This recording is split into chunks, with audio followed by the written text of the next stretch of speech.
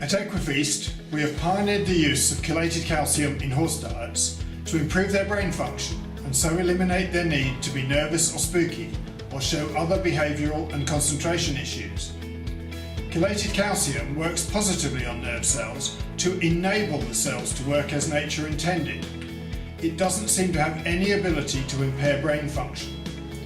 It is our belief that good nutrition always enables an animal to function normally and doesn't force it to do anything or interfere with normal processes. Over the years, our research program has highlighted that, whilst chelated calcium is remarkable in its effects, there are some other issues that can overwhelm it. As a firm that is dedicated to helping customers get really good outcomes, we are heavily investing in trying to understand these issues. The three most common things that interfere with our ability to get a great result with a difficult horse are ulcers, too much magnesium, and too little magnesium. This video focuses on the magnesium issues. Over the past decade or so, magnesium has become a more and more common additive in feeds and horse calming supplements. Reading the promotional material in horse magazines, you would be forgiven for believing that magnesium cannot sedate and that any excess in the diet is simply excreted. Our research, the scientific literature, our own testing of horses, and our detailed assessment of the customer feedback on thousands of horses suggests that this is wrong. And we find that when we help people to optimize magnesium levels in their horses' diets and they use V-calculated calcium supplements, we can achieve enormous behavioural and performance success rates in about 90% of difficult horses. It is important to note that magnesium is not bad. In fact, insufficient magnesium leads to poor animal function and poor behaviour. As a result, we sell supplements that contain magnesium to about half of the horses we deal with. But too much magnesium can make matters worse, and in extreme cases can be catastrophic. We are going to start with just such a story, not because it's typical, it isn't, but because it does illustrate what excess magnesium really can do. Highly recommended. He's 14 now, and we've had him since he was a 5-year-old, before he started his eventing career. And we have always struggled with his behaviour on the flat and out hacking. And we developed, with what we knew in the market, a protocol that saw us get better results on the flat, but it essentially was made up of applying every form of magnesium to that horse that we could. He had double loading doses of chelated magnesium orally. We used to spray it over his coat so it absorbed dermally. We would sit him in buckets of magnesium so that it was absorbed through his feet, and essentially that horse would go into the dressage, as he did last year at Adelaide 4-star, with it coming out of every pore in his body. The downside of that, and we were kind of taking our wins as we could from it, in that he was terribly rideable, but it was a bit more like riding a drug addict or a drunk. And all the aids, the reaction time was really dumbed down. So you might ask, and 3 steps later get the answer that you wanted. And it actually got to the point where we entered on our first centre line, and historically he would turn down the centre line at A and grab the bit and start taking off. Basically, I often think I was going to end up sitting in the judge's car with them. But he actually entered at A and just was beautiful. And normally I'd ride a little half halt in preparation for my transition, and I rode the first half halt and he gave me a transition 2 markers too early. And it just was flat. And the whole test lacked that exuberance that you really want. And I really struggled because the horse that I was riding was not the horse that I train. So even though we had a much better temperament for the test at a very high level in a very big atmosphere, it was very difficult for me as the rider because the horse I was riding was not the horse I trained. The other interesting thing that we found at Adelaide that year was that, and of course I'd always heard from the show jumpers, without mentioning any brand names, we used a particularly expensive form of chelated magnesium, and a lot of the show jumpers at high levels that I talked to said they stopped using it because it took the jump out of their horse. And at Adelaide last year there was a bounce into the first water, and after the dressage we thought we're just going to go out and school some little bouncers and just get him a little bit sharper in preparation for the cross country the next day. And he was, once again, like sitting on a drunken sailor. He was really quite flat and not at all sharp in his reactions, and he really struggled even to jump a 90 centimetre bounce. And I was quite put off by it, because obviously the next day he was going around his first 4-star track, and in the end we actually called him and decided to just walk away from that. We had a light school the next day after the magnesium had run out, but I would never want to go across country on a horse that had that much magnesium in it, and it was an interesting lesson for us. So it was quite a relief, of course, when we found Cool, Calm and Collected. That's put us on a whole new path. I had tried every calming product known to man other than Cool, Calm and Collected, and we're very excited that we've discovered it. Let's be honest, this is a fairly extreme example, but it's not as rare as you may think. Both in Australia and the UK, we hear stories like this. So what's going on? This is a simplified version of what happens. Inside cells, there are a whole lot of switches that need to be flicked to make the cell do whatever job it has to do. Many of these switches are flicked by calcium, and they are specifically shaped to accept calcium. In its resting state, the cytoplasm inside a nerve cell is a virtually calcium-free zone, so no switches are flicked. To switch the cell on, a little puff of calcium is pumped in, the switches are flicked, and the cell goes into work mode. There is no direct role for magnesium in this normal process. However, there are feed and supplements companies that, despite all the evidence from the biochemists, do not seem to acknowledge that magnesium is not directly involved in this process. They cling to a hypothesis from the 1970s that calcium switches the cell on, and magnesium then pushes the calcium out, so switches it off. There is simply no support for this in modern biochemistry. Take a look at this textbook published in 2012. The first paragraph of its chapter on cellular signaling explains why magnesium cannot be involved, and then spends the next 13 pages discussing the role of calcium without any further mention of magnesium. But in excess, magnesium can have an effect. Magnesium is very closely related to calcium, and when it's in excess in the diet, it builds up in all the fluids outside and inside the cells. When inside, it sits on the switches and prevents calcium doing its job. Some argue that because of this, magnesium controls the function of calcium. At EquiFeast, we are convinced that this is not correct. Why would nature use something that is difficult to manage, like magnesium, to control something it has strict control over, like calcium? The textbooks describe this as an anesthetic effect. That means an excessive amount of magnesium is applied to impose an unnatural state on the animal. It is not the normal functioning of magnesium in the horse, and you will see later that it is quite easy to generate excessive magnesium in the blood of horses with feed alone. When the cells involved are nerve cells, magnesium sedates the animal by preventing the brain from functioning properly. This is why magnesium is used as an anesthetic, and why, in injectable form, it is a prohibited substance under FEI rules. It also explains John Toomey's experience at the Adelaide 4-star. So how does this lack of control of magnesium show itself in horses?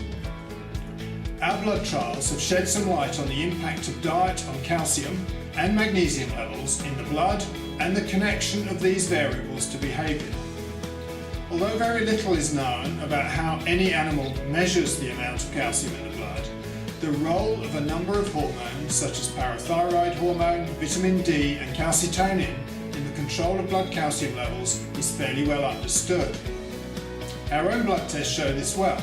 you will see that all the horses we have ever measured the total blood calcium levels of have maintained it close to the midpoint of the normal range.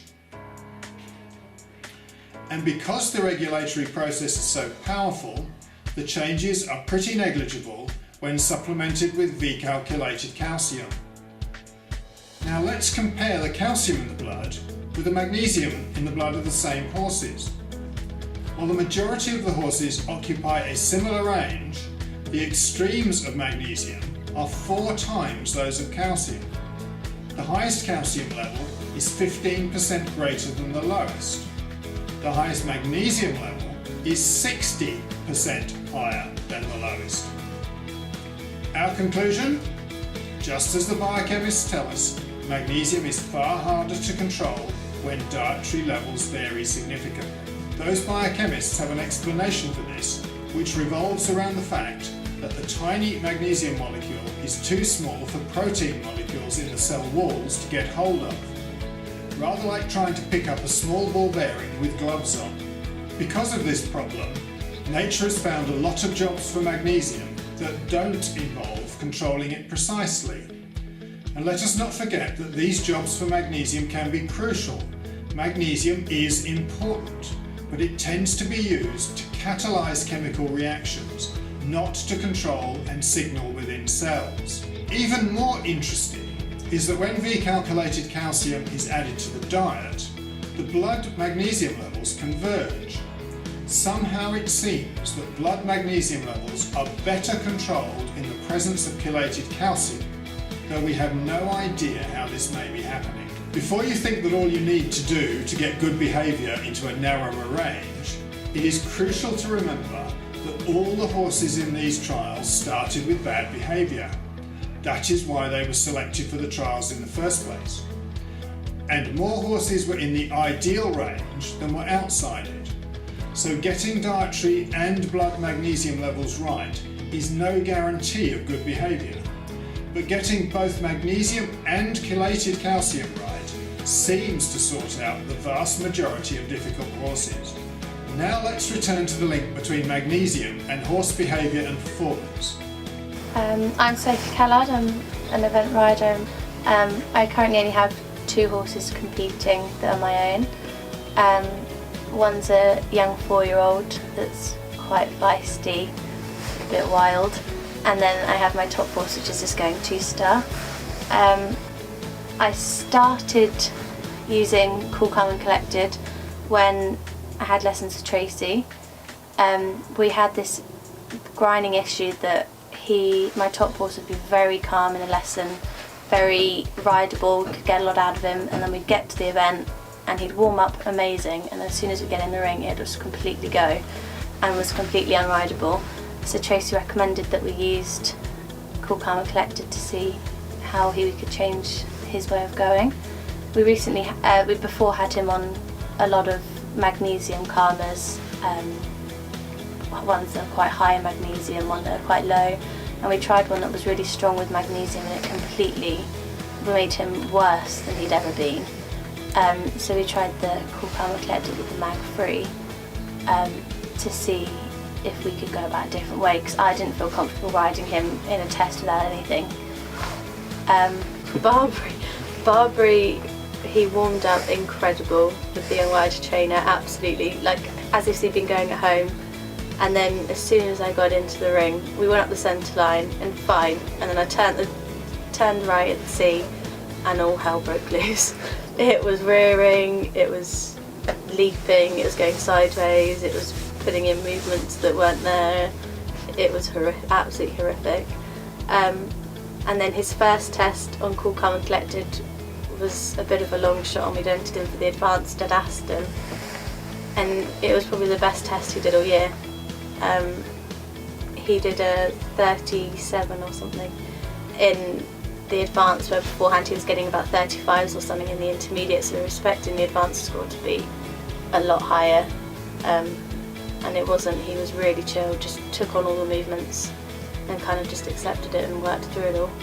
But let's study how easy or difficult it is to get blood magnesium into our ideal range.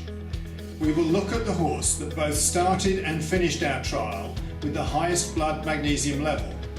And then we will see what we achieved when we dropped the magnesium level of the diet dramatically.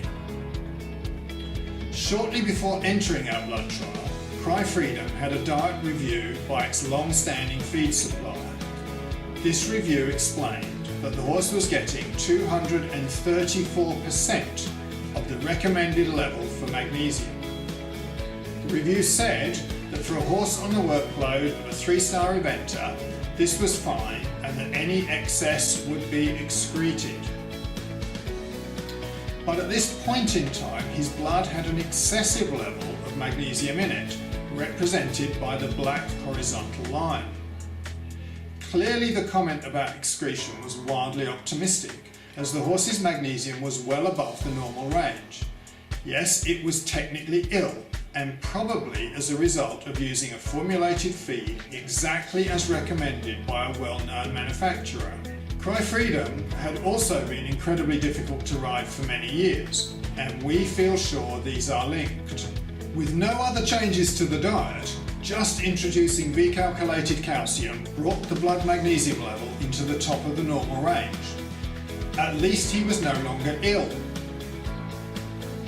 But while dressage improved enough to bring a smile to the face of the rider, Lucinda Green, she was still being dragged around by her horse in both jumping phases. In fact, Cry Freedom showed what turns out to be classic symptoms of too much magnesium. He was very calm when in comfortable surroundings. Horses like this are sedated by magnesium, preventing the switches in nerve cells being switched on. But he was very difficult when under pressure in the show jumping arena and across country. In fact, this Jekyll and Hyde personality seems to be a good indicator of too much magnesium in the diet, as it is reported by many new customers when they first contact us for help. Sometimes this excess magnesium is a result of over-enthusiastic use of magnesium calmers, but even more commonly, it comes from the levels of magnesium added to their formulated feeds. After months of frustration, we eventually got Cry Freedom off his long-term diet and onto a diet where the magnesium level was much lower. And the results were blood magnesium right in the middle of our target, even better dressage, far more control and receptiveness in the 2 jumping phases. Lucinda said, Cry Freedom has never looked better, has never felt better, and he did his best dressage test at Gatcombe and best cross-country at Blenheim. In an interview with BT Sport, she said, no one else wanted to ride him, my sister adored him, and what could we do with him at 15? Then I found I quite enjoyed it once there was a more comfortable bit in his mouth, and he was becoming slightly less nutty on account of an interesting scientist working on his calcium and magnesium levels. This specific example, plus analysis of the thousands of horses and riders that have provided feedback over the past 3 and more years, make it abundantly clear that getting both magnesium and chelated calcium right means that up to 90% of difficult horses become much easier, safer and more successful to ride. So how can riders benefit from all this research? It is clear that chelated calcium is important in its own right. Other videos show that it doesn't just help the brain and behaviour, but it shows dramatic improvements in a huge range of other cells that use calcium signalling, and so helps with hormonal, muscular, skeletal and tendon issues as well. Chelated calcium has also proved easy to supplement with only small differences in requirements between individual horses. However, because it is patented technology, you can only buy it from a very limited number of outlets. Magnesium is trickier for 3 reasons. Some horses seem to be far more sensitive to dietary levels than others, and diets vary from no added magnesium to huge amounts, and there is no consensus amongst the feed companies over what is optimum. When riders adjust the amount of feed they supply to account for different workloads, they automatically adjust the magnesium level of the diet. This can easily tip a horse into too much or too little. At EquiFeast, we have developed what we call our Magnesium Factor. We start with estimates of magnesium in the diets our customers describe. By applying a complex formula that accounts for whether the magnesium is naturally in the feed, an inorganic additive, or a chelated additive, we calculate the magnesium factor and compare that with our target range. From that, we make recommendations about feed and supplement changes to provide what we estimate to be the ideal levels of both recalculated calcium and magnesium. Sometimes some further fine-tuning is required to get the very best outcome with each individual horse. Our target magnesium factor is in the range 0.8 to 1.2. When he entered our trial, Cry Freedom's diet had a magnesium factor of 1.6. When he ran at Gatcombe and Blenheim, it was 0.8. And after the cross-country, the vet commented about how quickly this horse had recovered from his exertion. In summary, magnesium is crucial to the normal functioning of a whole host of things in animals and plants. But it is difficult to control, so it is easy to feed either too little or too much. Only EquiFeast appear to have conducted meaningful studies linking magnesium in the diet with magnesium in the blood and its impacts on behaviour and performance.